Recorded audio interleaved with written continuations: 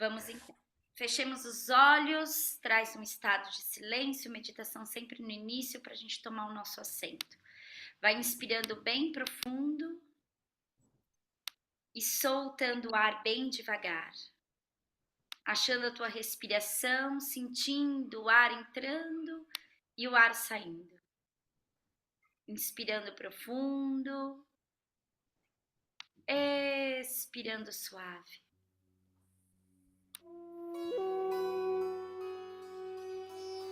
Com os olhos fechados, vai sentindo teu assento, relaxa completamente.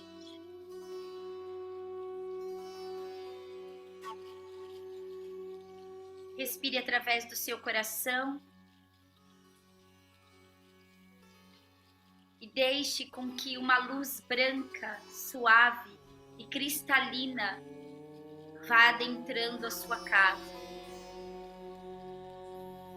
Essa luz entra e vai tocando o teto, o solo e as paredes. Enquanto você conecta com esse mantra, que ele traz os 3 aspectos da consciência de Deus. Sati, Shiti e Ananda. Consciência, existência e bem-aventurança.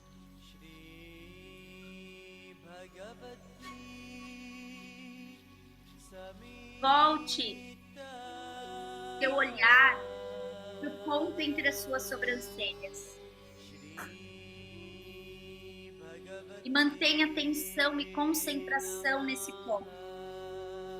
Enquanto o mantra te ajuda a conduzir a esses estados profundos de comunhão consigo mesmo. Assim, inspira bem profundo, retendo com o ar, levando a atenção no ponto entre as suas sobrancelhas. Quando você expirar, sinta como se uma fenda fosse abrindo a sua terceira visão. Você vai reativando a matriz e manifestando a sua terceira visão. Abrindo o ponto entre as suas sobrancelhas e respirando. Seu corpo está entregue, relaxado. A névoa branca entrou pela sua casa. Toma conta de todos os cômodos, trazendo paz, harmonia. Envolve você numa grande redoma de luz e proteção.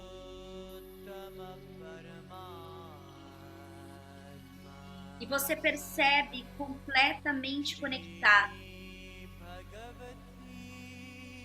Sente a tua respiração. Inspirando o abdômen para fora, levando a atenção no ponto entre as suas sobrancelhas. E expirando, sentindo essa fenda se abrindo no centro da sua testa.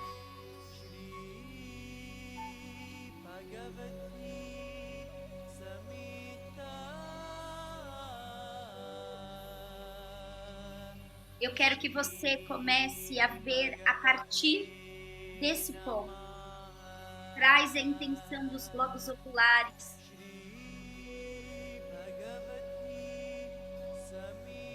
Para o centro, unificando o olhar.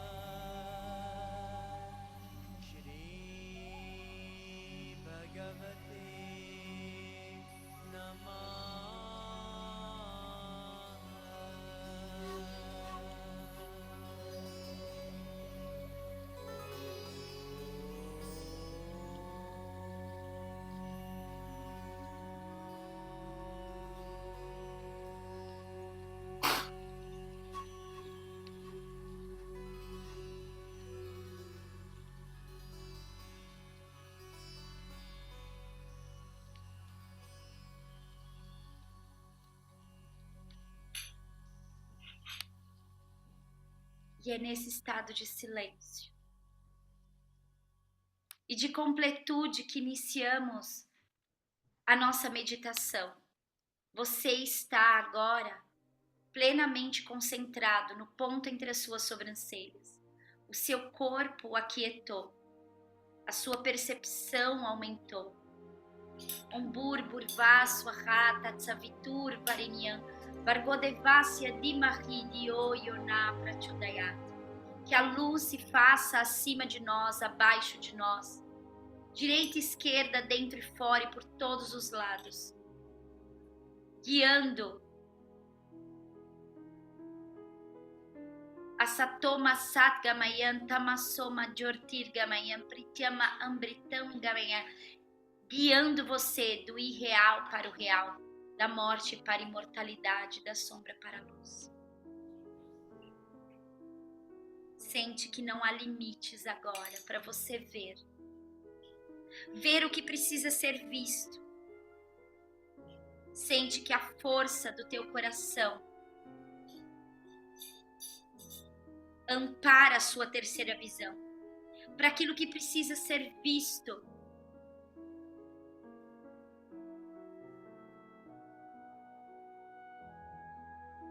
Um novo caminho. Indo além dos limites do corpo.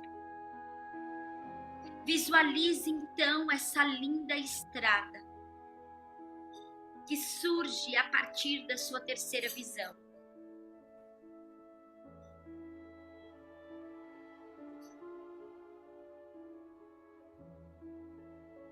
Sente que as portas se abrem sem esforço.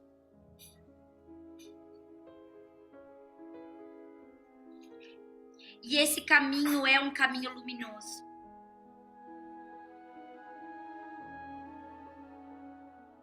Ao abrir a sua terceira visão, visualize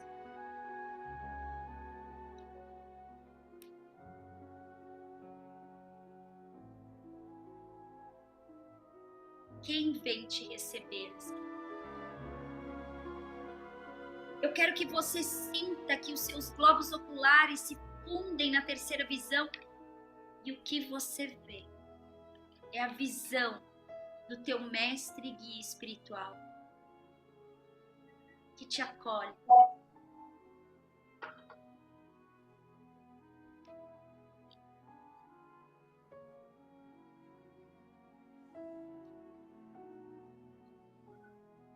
E você se mantém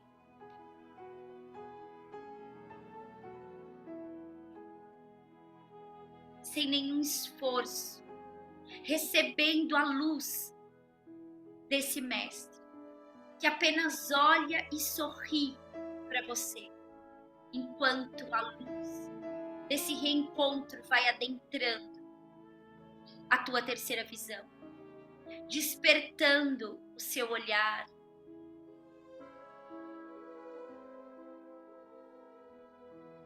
despertando a sua audição, os teus pensamentos e o teu coração.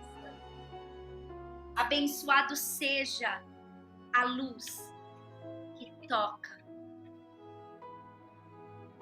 a tua visão sagrada.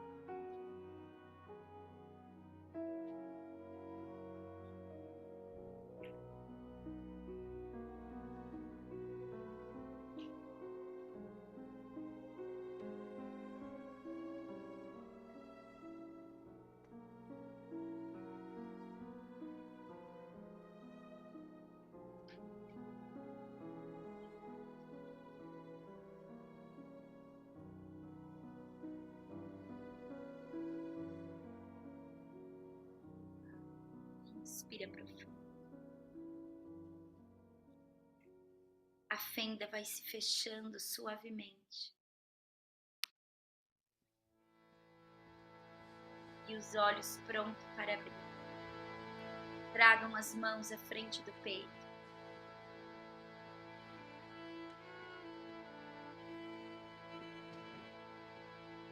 Aqueça fortemente as suas mãos.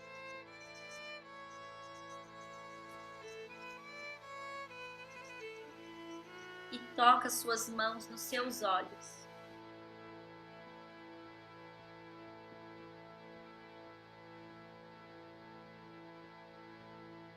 Abençoado seja aquele que vê. Abençoado aquele que vê além do samsara.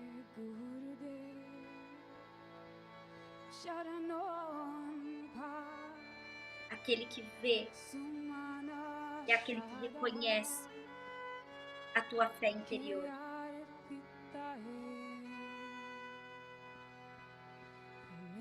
É aquele que entende a não separatividade e que permite olhar com olhos de primeira vez o mundo e a si mesmo. Inspira grande. Solta. Aqueça por último as mãos, fazendo um fogo entre elas. E pousa suas mãos em qualquer parte do corpo que você acha que necessita de uma atenção. My Gurudev, I offer these flowers of faith at your feet. Whatever I have, you have given to me, Inspira mais uma vez. and I dedicate it all to you. Solta o ar bem devagar.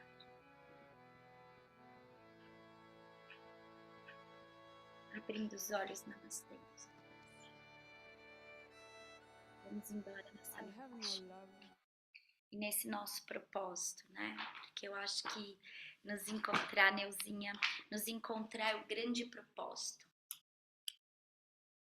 Muito bom. Uau! Tava aqui pensando e meditando antes de começar e lembrei da frase que diz assim, acho que foi Roberto Crema que escreveu que ninguém muda ninguém. Ninguém muda sozinho. Nós mudamos nos encontros.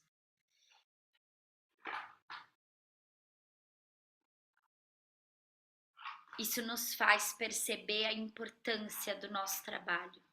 Nos faz perceber a importância de estarmos juntos. O relacionamento, Guattahili fala que nós somos corpos que nos atravessam. A nossa vida é esse lugar. Nós somos atravessados a partir dos encontros. Estamos recebendo e fluindo tudo de todo mundo. O tempo todo. Isso é lindo demais. Você já viu a diferença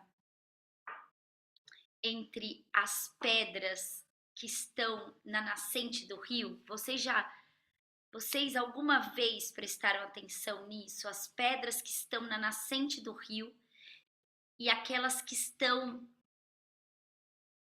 lá no finalzinho do rio, que vai já desembocar ou se abrir num lago, vai pronto para desembocar no mar. As pedras das nascentes dos rios, elas são duras, rústicas, pontiagudas, cheias de arestas. Porque à medida que elas vão sendo carregadas pelo rio, elas vão se transformando, elas vão se aparando. O atrito entre outras pedras ao longo de muitos anos vão transformando aquelas pedras em pedras polidas, luminosas, lindas. Quem já não pegou uma pedra de rio e trouxe para casa? Aquela pedra brilhante, simbolicamente, aquela pedra, ela parou as arestas. Viver em comunidade é esse contato humano nos dá a possibilidade de aparar as nossas arestas, de nos transformar no encontro, de deixarmos ser pontiagudos, raivosos, reticentes com tantas coisas e nos transformarmos em pessoas prontas para viver o acaso da comunhão, a unidade da troca e a certeza da irmandade. Crescer é isso, é reencontrar no outro a tua verdade, a tua incerteza, o teu medo. Isso é crescer, isso é evoluir, isso é transformar. Isso é dar sentido à vida. Quando eu olho para trás e vejo a pedra que eu era quando eu nasci e hoje como eu permiti ela rolar, eu acho que ainda tem que rolar muito mais. Minha pedra eu ainda tenho que polir mais. Mas eu permiti rolar. Simbolicamente hoje, pela primeira vez eu fiz uma coisa que era um ideal para mim, mas que eu não conseguia fazer nem realizar. Eu sempre falei que eu queria mais cuidar de Deus do que ficar movimentando. E hoje eu levantei e atendi meus pacientes de manhã e eu fiquei o dia inteiro mexendo no meu jardim. O dia inteiro. E aí eu fiz comida e eu mexi no jardim. E eu tomei água fresca. E eu escutei música clássica. Eu li um pedaço de um livro. Eu dei comida para os meus filhos. E eu atendi um paciente. E eu vim para cá.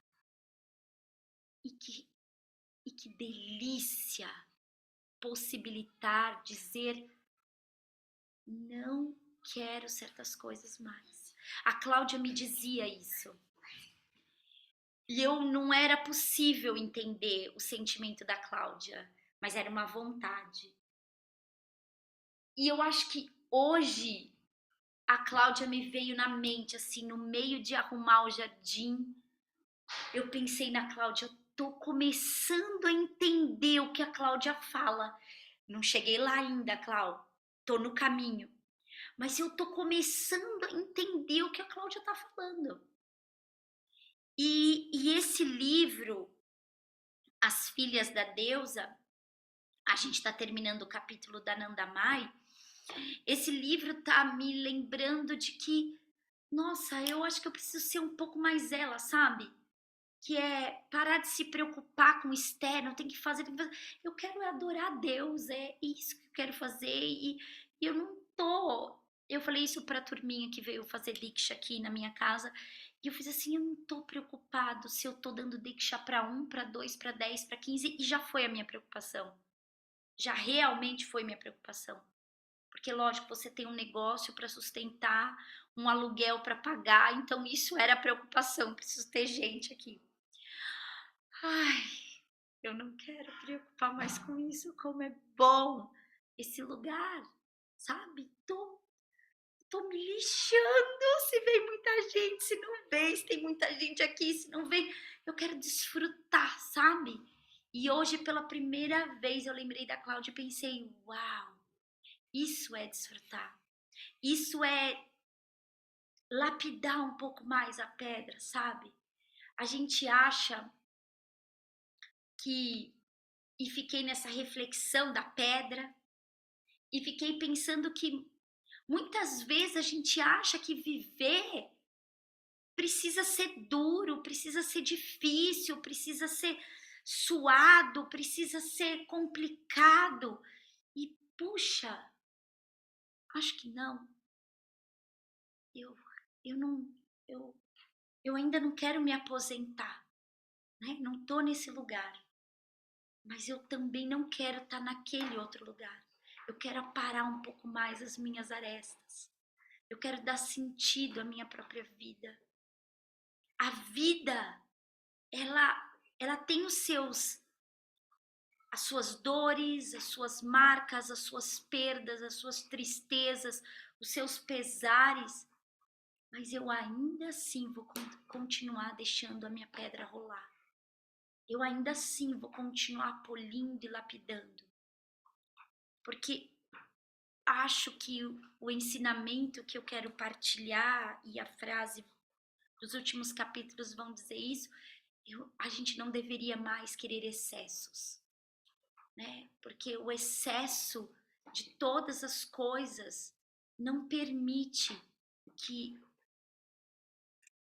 a gente possa adentrar no âmago da nossa existência. Os excessos não permitem a gente ver o valor da vida, sabe?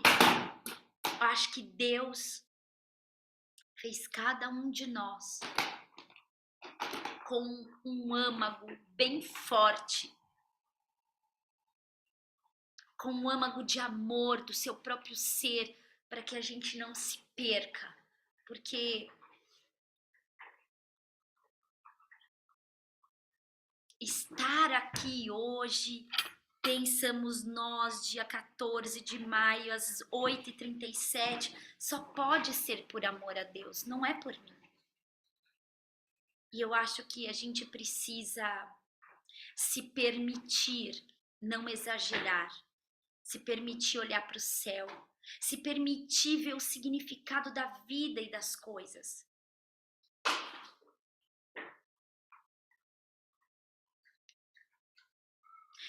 Eu achava que trabalhar, amar, pensando nesses verbos, era algo que eu não poderia, eu evitava sentimentos ruins. E eu não estava entendendo que provocar essa erupção também dá a possibilidade de construir outras coisas, reconstruir a partir do aprendizado do amor.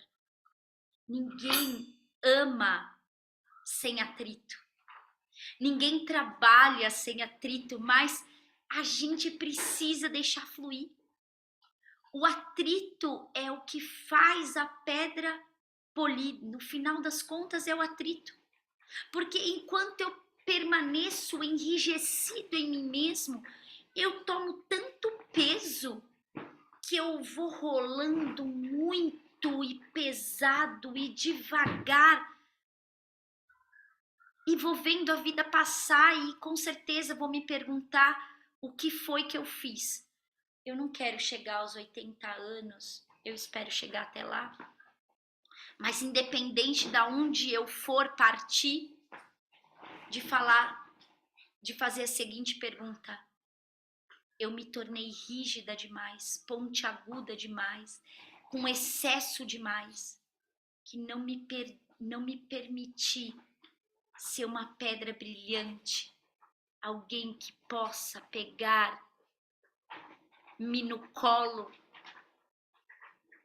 e me trazer para dentro da casa. Porque enquanto eu tiver rígida, pontiaguda, pesada, ninguém vai tocar no rio e achar essa pedra bonita o suficiente para me levar com ela. Muito bom, fica aí nossa reflexão. Tem um chat aqui abrindo umas perguntas aqui. Ah, que bom, Di. Ah, lindo, né? Sim. Eu tô na página. Eu tô na página 94. E são os últimos capítulos que ela vai contar da Nandamai. E eu quis trazer essa parte. Quero muito terminar de ajustar as aulas das filhas do livro Filhas da Deusa, para poder já começar a disponibilizar para quem não está conseguindo ver as aulas. Já estou chegando lá, viu, Martinha? Já terminei de jogar tudo e já lanço tudo de uma vez para vocês olharem. Mas por que eu quero ler? Porque a Martinha foi para a Índia, ela deve ter percebido isso, e tem eu vou para a Índia de novo, e sempre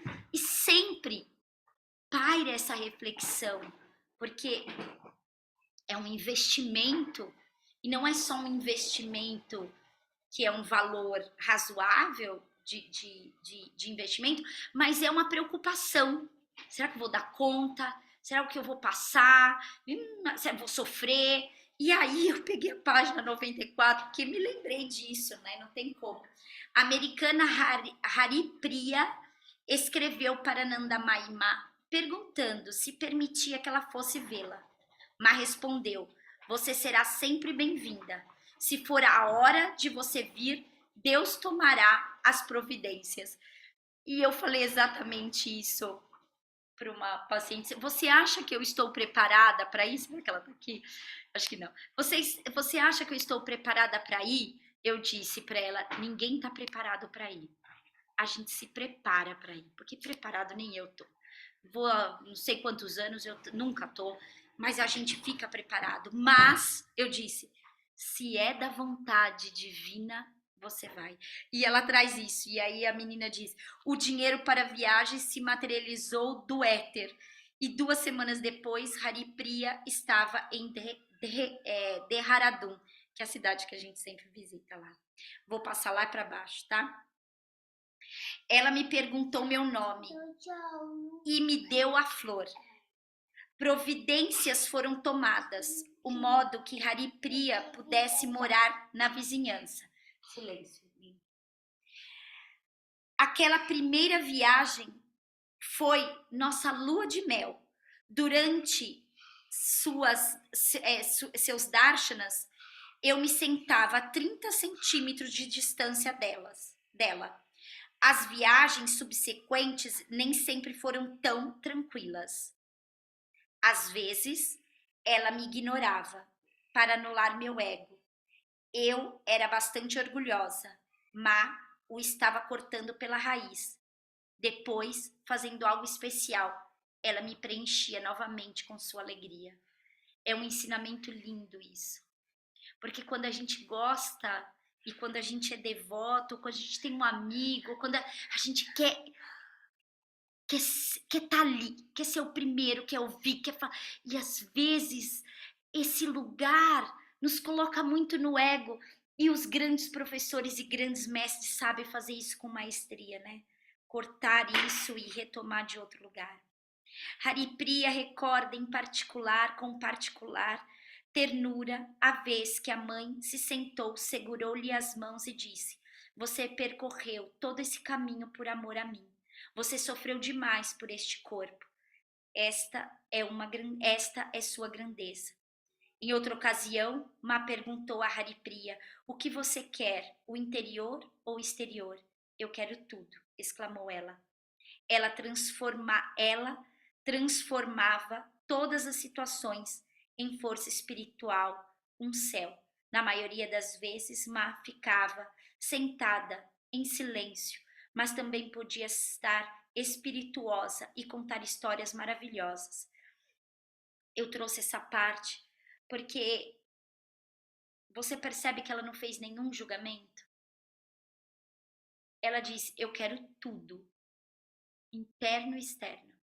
E aí a gente acha que quando a gente vai pedir alguma coisa para uma divindade, um santo, e eu tô pensando na consciência divina que paira no ser dela. Eu não tô pensando, o que eu vou falar, eu não tô pensando no ser humano dela. Tô pensando na consciência divina que paira nela, que paira em todos nós. Mas só que ela tá ali o tempo todo naquela presença. Você percebe que ela não questiona? Deus não questiona você. Se você disser assim, eu quero tal coisa, e você pensa assim, nossa, mas isso é muito pequeno, ou isso é muito supérfluo. Não, é o que você quer. Peça e você terá. Não é essa a frase de Jesus? Peça e você terá, né? Dá uma lida nesse final de capítulo, é bem bonito, tá bom? Mas eu quero ficar e agradecer esse percurso todo, né? Que a gente percorreu da minha guru. E vou entrar na página 97, a Nandima. Se eu não me engano, ela tá viva ainda, tá bom? Não tenho certeza, mas se eu não me engano, ela tá viva. Aqui vai contar a história dessa moça que ela tinha desde pequena processos espirituais, encontra um mestre indiano que trabalha com Kundalini, então provavelmente a filosofia dele Tantra. E ele começa a ensinar, ter ensinamentos espirituais. Então o primeiro capítulo ele está falando disso. Ela está contando disso, que ela teve ensinamentos espirituais. E ela contando da preciosidade, que era um guru, um mestre muito amoroso, ele tinha muita paciência. Ela entrava em meditação e depois não saía, ele tinha paciência de esperar, de trazer ela de volta. E a gente sempre fala que quando a gente se coloca na devoção de qualquer raiz que seja, vou pensar em Jesus, Jesus tem pulso como homem e como energia crística. A forma dele ser mestre é uma forma particular dele. A forma de Buda é uma forma particular dele. A forma dos professores ensinar, cada um tem a sua fórmula particular. E eu falo, abençoado seja aquele que pega a fórmula, a forma do seu mestre, que é aquilo que você precisa para despertar. E ela conta que ele era muito amoroso, né, com ela. E eu quero trazer um ponto aqui.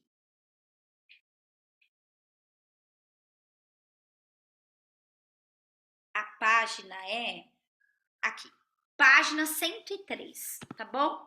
Eu li tudo, mas quero ficar com isso, que eu acho que ela vai contar várias coisas interessantes aqui, até as experiências dela, enfim. Mas o que eu quero ficar é com uma parte que eu acho muito importante, é nela que eu vou fixar. Tenho mais 10 minutinhos. Página 103, último parágrafo lá, ó. Anandima sorri, os olhos escuros brilham, mas depois ela fica muito séria. Alguém pergunta, o que é realmente a Kundalini? A Kundalini é a parte da alma que surge primeiro e prepara o corpo antes que a alma possa realmente entrar nele. Quando eu escuto essa frase, eu lembro, existe um mestre, um médico, na verdade, que também é um mestre, psiquiatra, que ele fala da força, da energia vital, da luz da energia vital, da energia do cosmos, do universo. E ele, nossa, tô tentando lembrar o nome dele, mas daqui a pouco eu lembro. E ele curava as pessoas porque ele conseguiu entender a forma de trazer isso para o corpo físico. Tirava as pessoas de um processo psiquiátrico dificílimo a partir disso. Ele foi o mestre minha cabeça tá péssima, do que escreveu o Evangelho segundo o Espiritismo, o Allan Kardec.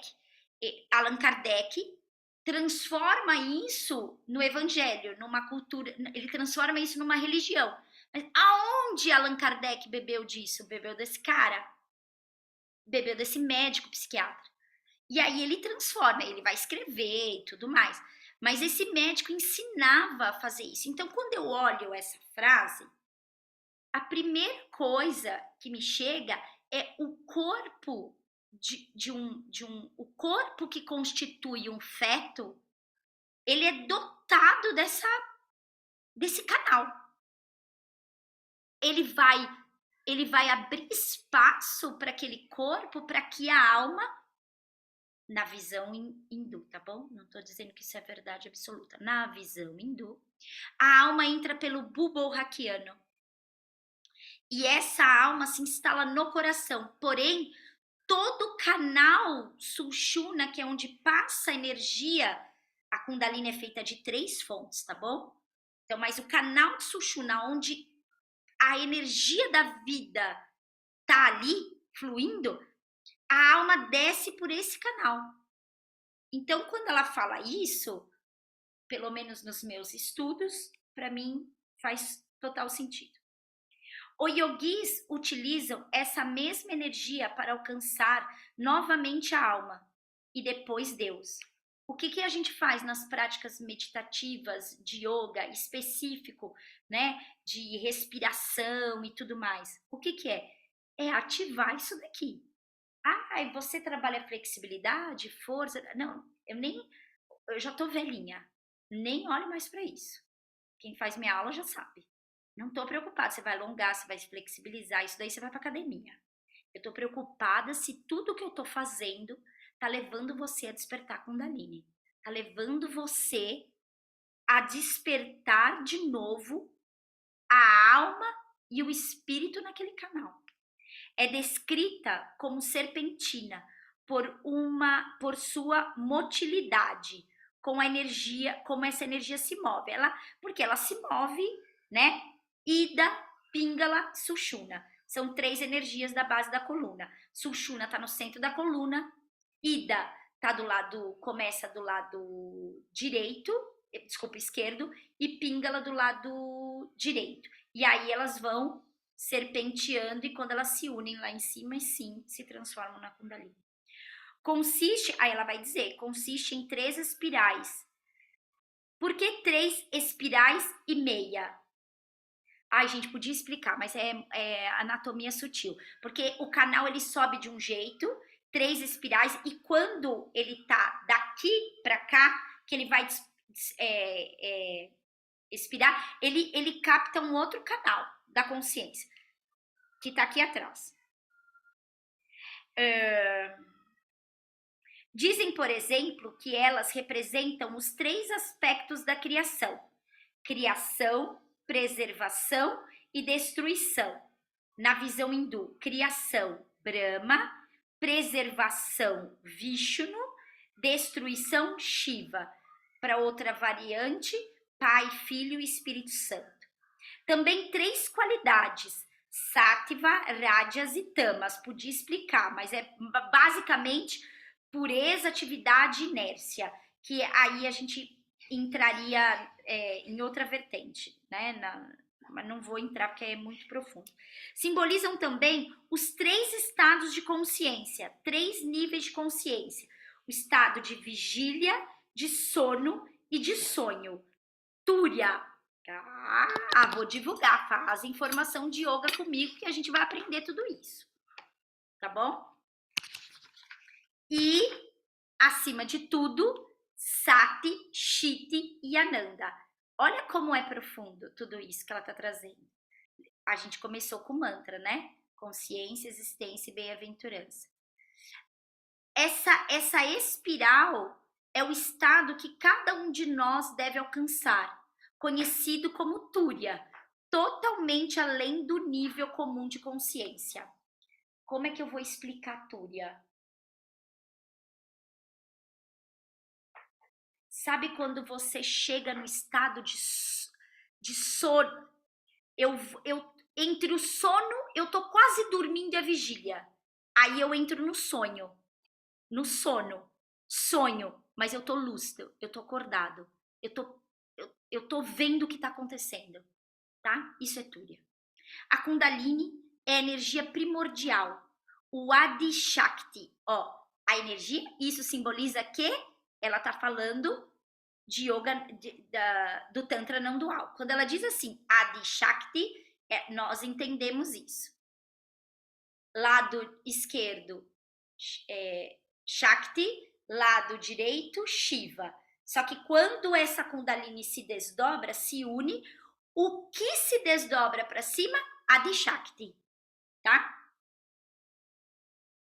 Como parte desse despertar, ela ocasiona, por assim dizer, alguma negatividade, vou falar, parte do processo de limpeza.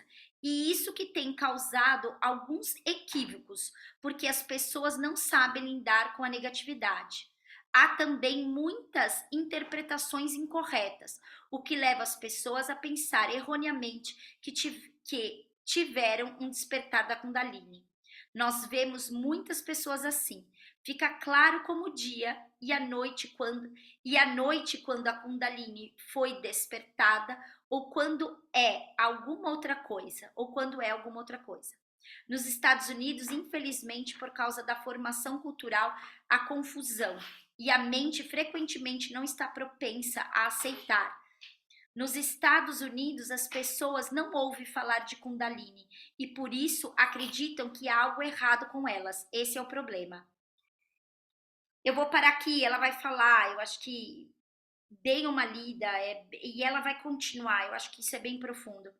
O que acontece é que quando você desperta a Kundalini, vocês já viram um desenho? Se vocês nunca viram, eu posso depois mandar, que mostra as nadis. É um desenho de um hominho sentado e muitas veinhas, parecido com acupuntura. Só que no yoga a gente não trabalha com agulha, trabalha com a respiração. Então, quando você começa a despertar Kundalini, tudo que esses pequenos veinhas, vamos dizer assim, energéticas, estiverem entupidas por má pensamento, má alimentação, quando você começa a despertar, essa energia explode e ela vai como se ela quisesse e quer desobstruir isso. Então pode ser que você tenha o que ela chama de negatividade, raiva, fúria, e isso é muito natural. Só que você tem que estar com um bom professor para ele poder te conduzir a esses processos, tá bem? Vou terminar aqui, querendo que vocês fiquem, na verdade, com uma coisa importante, que é sobre a tomada de consciência a partir disso. E aí eu vou fazer a costura final. Como é que eu posso, Luciana, lapidar a minha pedra? Como é? Será que eu tô rolando ou minha pedra ela continua dura, rígida? Quando você começa a entender o autoconhecimento sem medo de descortinar a si mesmo, sem medo de aparar suas arestas, e ela tem uma coisa assim, sem medo de sair daquilo que você está muito acostumado a viver e mudar a forma de pensar. Você aí é um despertar, aí você está pronto para começar a despertar essa energia da Kundalini. Para que serve? Não vou entrar em detalhe, mas eu preciso sempre dizer isso. Quando eu falo de Kundalini, eu não estou falando com o que fazem da Kundalini aqui no nosso país. Vou falar do nosso país porque eu não sei de outros lugares, não moro lá. Que é despertar a Kundalini para energia do sexo, né? Ou para ativação sexual. Com todo respeito quem faz isso. Mas não é sobre isso. A ativação da Kundalini é para você alcançar um estado de comunhão com Deus, um estado de comunicação com o divino, um estado de iluminação, um estado de... Vou só dar essa explicação, tá? Desculpa se eu tô prolongando. Tem 3 aspectos da mente: manas, buddhi e ahankara. Manas, mente. Se a minha mente ela é dotada dos 5, ela é ativada através dos 5 sentidos. Então, o Luca tá falando, ele tá me trazendo uma coisa para eu segurar.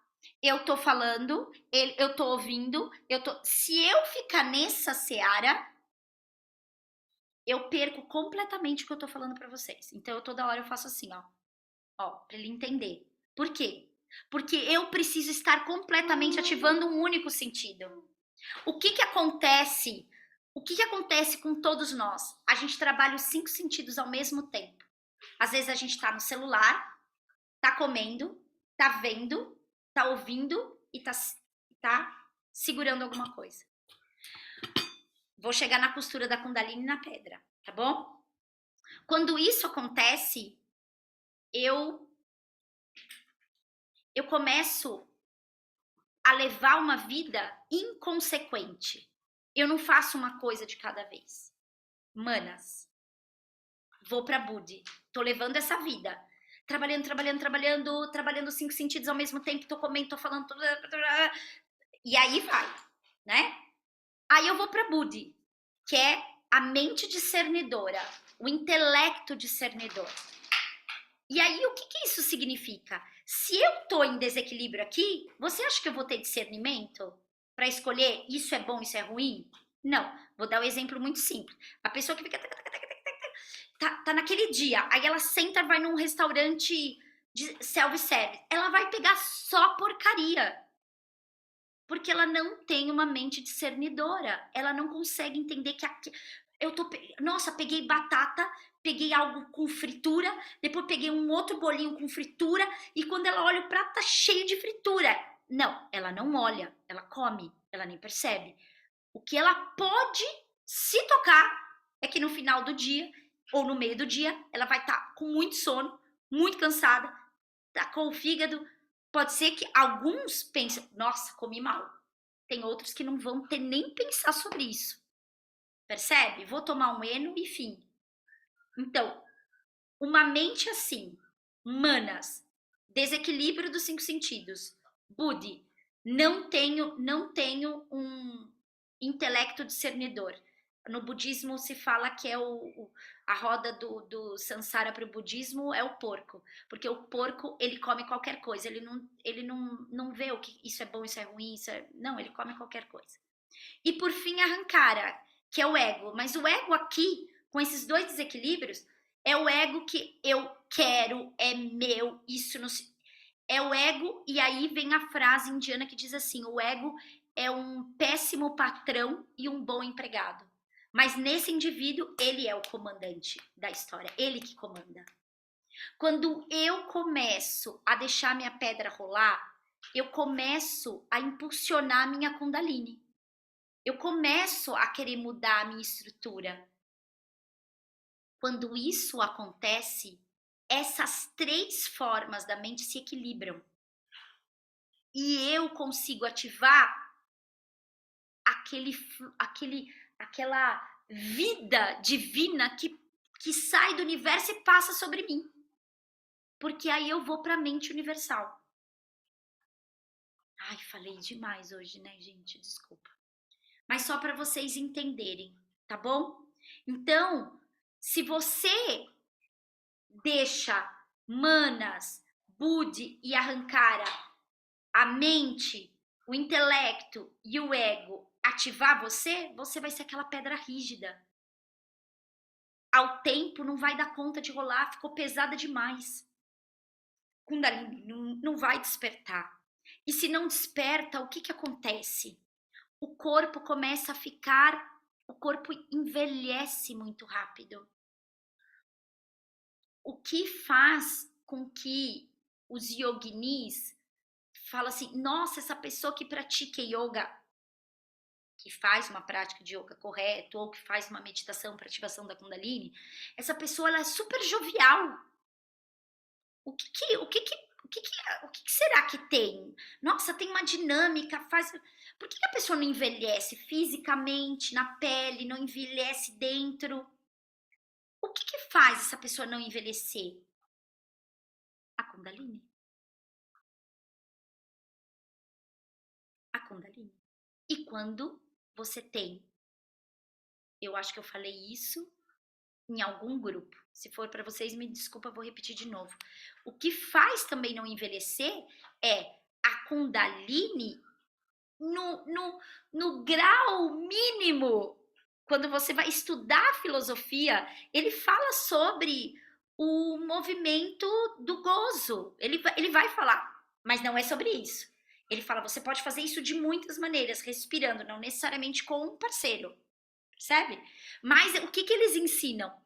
Que enquanto existe uma cultura brahmacharya que diz você não pode fazer nada, celibato é bom, essa cultura diz assim, não, o que você não pode é não perder toda a potencialidade do gozo todas as vezes. E reter isso para que você possa ativar essa sushumna cada vez mais. Isso faz com que a pessoa se mantenha ainda mais jovem. Então, como filosofia, é um caminho de despertar da Kundalini. E como corpo, um caminho de manter a jovialidade. Porque se você tá aqui sentado e começa a meditar, e seu corpo não vai aguentar. Você aguenta ficar sentado 1 hora meditando? Se o corpo não for jovial, você não fica. Se você tiver que sentar e meditar por 10 minutos, se o seu corpo não for jovial, você não aguenta ficar sentado com as pernas cruzadas e a coluna ereta. Percebe? Por isso é importante esse lugar. Tá bem? Acho que vou dar uma pausa aqui para perguntas e respostas. As mãos à frente do peito, os olhos fechados. Om Satchitananda Parabrahma